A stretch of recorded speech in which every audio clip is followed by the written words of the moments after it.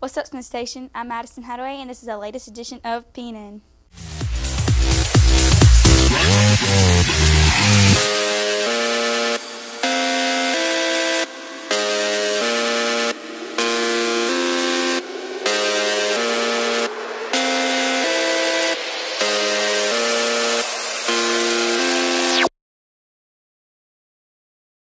Good morning, Smith Station Junior High School. This is Taylor Hasty with your worldwide news. A political firestorm erupted late Monday after an open letter from Republican senators to Iran's leaders challenged President Obama's ability to strike a permanent nuclear deal with Tehran. Vice President Joe Biden strongly denounced the letter in a statement, saying that the massive letter offended me as a matter of principle and was beneath the dignity of the institution I revere. In 36 years in the United States Senate, no one cannot recall another instance in which senators write directly to advise another country. The letter, signed by Senator Tom Cotton and 46 of his colleagues, warned Tehran that nuclear deal needed congressional approval in order to last beyond Obama's terms, and pointed out that without that step, all Irans would be left with is a mere executive agreement between Obama and Ayatollah Ali Khamenei. In a response posted on the website of Iran's Ministry of Foreign Affairs, Foreign Minister Javad Zarif dismissed the GOP letter as mostly a congressional ploy. It was very interesting that while negotiations are still in progress and while an agreement has been reached, some political pressure groups are so afraid even of the prospect of an agreement that resort to the conventional method, unprecedented in diplomatic history. Iran's top diplomat added. Obama himself compared the Senate Republicans to reactionary members of the Iran's government, saying, "I think that somewhat ironic that some members of the Congress would make common cause with the hardliners in Iran. It's an unusual coalition." Cotton defended the letter, saying it's job of the president to negotiate about its job of the Congress to approve. We're simply trying to say that Congress has a constitutional role to approve any deal to make sure that Iran never lets the nuclear weapon. Not today, not tomorrow, not in 10 years from now. We're on the verge on a deal that could last Iran a nuclear weapon in as little as 10 years. So it's important that Iran release. The Congress will not allow that uncommon thing to happen. White House Press Secretary John Earnest said earlier Monday that the rush to war, or at least the rush to military option, that many Republicans are still advocating, is not all the best interest of the United States. The Obama administration believes it has authority to lift most trade, oil, and financial sanctions that would be permitted to the nuclear deal in exchange for an Iran promise to limit its nuclear programs. For the rest of its approval, the Congress must make a lawmaker, and lawmakers must approve new Iran sanctions to complement matters. As the authors of the letter must know, the most majority of our international communities take effect with Congress approval. Biden, the vice president, cited diplomatic recognition on the People's Republic of China. The resolution of Iran's hostage crisis and the constitution of the Vietnam War has 3 such committees. Thank you. Taylor, PNN. This year with a public service announcement. Every day in this country, 1,900 children become victims of abuse or neglect, and 4 of them will die every day. Court-appointed Special Advocates for Children is a network of 951 community-based programs that recruit, train, and support citizen volunteers to advocate for the best interest of abuse and neglected children in courtrooms and communities. Volunteer advocates, empowered directly by the courts, offer judges the critical information they need to ensure that each children's rights and needs are being attended to while in foster care. Right here in Lee County, CASA has been serving abused and neglected children since 2011. On Saturday, March 14th, Kappa Alpha Theta Auburn Illumina presents the first annual Superhero 5K supporting Lee County CASA. The 5K takes place in scenic downtown Opelika, Alabama. Dress up as your favorite superhero and join in on the fun. Walkers and strollers welcome.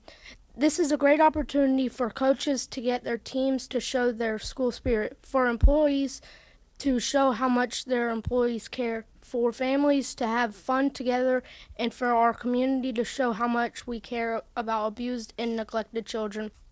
The race starts in front of the Lee County Courthouse and contains 3 loops through the streets of downtown Opelika.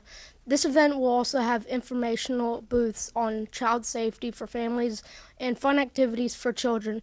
Prizes for first, second, and third place in the race for both adults and children. Prizes for best superhero costume. Sponsorships are still available and a printable poster is attached. This has been Hunter Shear, BNN. Good morning from Station Junior High School. This is Hunter Howard with your Vines of the Week.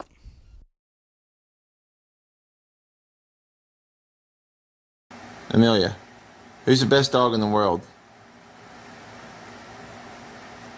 Yep.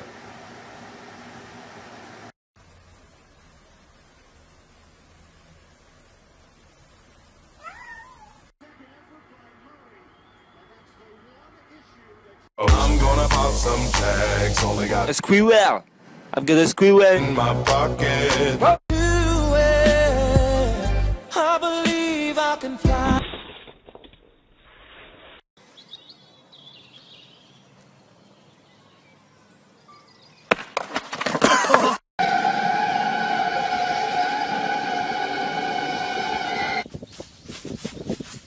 How old are you?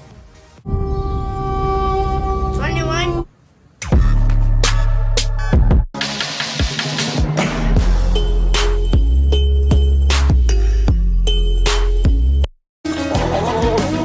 And I need you, and I miss you.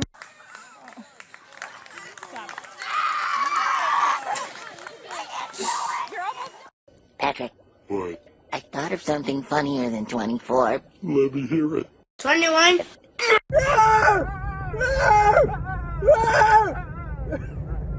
What? Yeah, he's going close to that electric. What? What? Let me tell you about my best friend. Good evening. Everybody gets it sped up.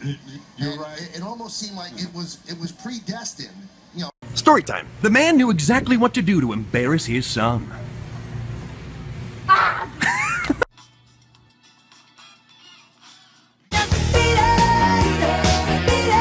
Me rolling, they hating, patrolling and trying to catch me riding dirty. Oh, God. Yay! Great. Lexi.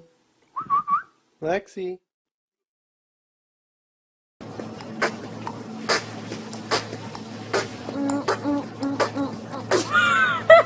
जी करदा कप्तान हां दे जलसे ते नचने तो मेरा अज जी करदा कप्तान हां दे जलसे ते नचने My babies are out there somewhere.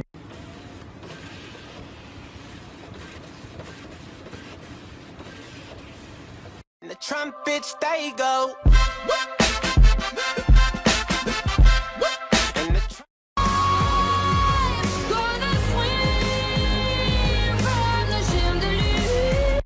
Turn up for what?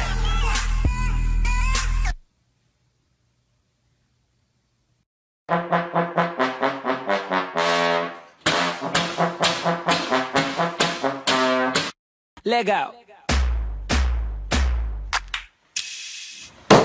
Zani gani sa. Zani zani zani gani zani.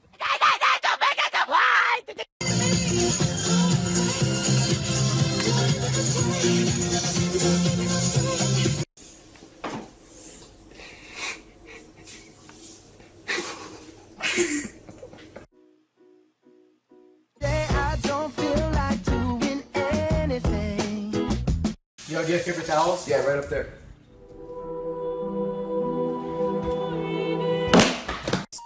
You are not. This has been Hunter Howard. Hope you enjoy the Vines. Good morning, Smith Station Junior High School. This is Troy Corbett with your national sports. In NASCAR news, Kevin Harvick must have been tired of finishing second, because on Sunday at Las Vegas Motor Speedway, the reigning NASCAR Sprint Cup Series champion did something about it. Once Harvick got to the front field from his 18th place starting spot in Cobalt 400, he was untouchable. Even with a disquieting vibration on the final green flag run and the left rear tire that shredded during the celebratory burnout, Harvick had enough of a working margin to hold off runner-up Martin Truex Jr. by 1.640 seconds. Harvick, who ran second in the season-opening Daytona 500 and in last week's 500-miler at Atlanta, led a race-high 142 laps in winning for the first time in Las Vegas for the 29th time in his career. In the last 6 races, dating back to last year's championship season, Harvick has 3 victories and 3 second-place finishes. Ryan Newman came home third, followed by Dale Earnhardt Jr., Denny Hamlin, and A.J. Allmendinger. Brad Keselowski, last year's Las Vegas race winner, rallied from a pass-through penalty for a runaway tire on pit road to finish 7th. Kyle Larson, Matt Kenseth, and Joey Logano completed the top 10. In NBA news, the Charlotte Hornets' Mo Williams and the Oklahoma City Thunder's Russell Westbrook today were named NBA Eastern and Western Conference Players of the Week, respectively, for games played Monday, March 2nd through Saturday, March 8th. Williams led the Hornets to a 4-0 week, which included 2 road wins and a home victory over the Toronto Raptors. Williams' 19.5 PPG was tied for 10th in the East, while his 10.8 APG led the conference. He scored 20-plus points in 3 of 4 games and posted 2-point assist double-doubles. On March 6th, he connected on 4 3-point field goals en route to 23 points and added 7 assists during the 103-94 win over the Raptors. Westbrook averaged a triple-double as he led the Thunder to a 2-1 week. His 40.7 points led the league, while his 11.3 assists placed third in the West. Westbrook also averaged 11.3 rebounds, good for 5th in the conference, and his 3.0 steals were second best in the conference. Westbrook recorded his 7th triple-double of the season on March 8th, posting 30 points, 17 assists, and 11 rebounds during a 108-104 win over the Raptors. This has been Troy Corbett, PNN. Good morning, Smith Station Junior High School. This is Hunter Shear with the weather. We can all say that this year has had some crazy weather, but some people did not know that even Texas has received snow the past weeks. Kentucky has received 8 to 10 inches of snow, and there sure has been some traffic backups on I-65, some so long that people have to sleep in their cars. The outstanding amount of snow has buried cars and doors, also making people think that there will be floods destroying homes and moving cars. The weather near us will be the following. On Sunday, 76 degrees. On Monday, 77 degrees. On Tuesday, 76 degrees. On Wednesday, 73 degrees. On Thursday, 69 degrees. On Friday, 70 degrees. And on Saturday, 85 degrees. It's been Hunter Shear, PNN. Hello, I'm Brayden Hagman, and I'm bringing you your gaming news. Coming to Xbox One and PC, Neverwinter is a free-to-play RPG game. In this game, players can choose from one of the 5 classic D&D classes.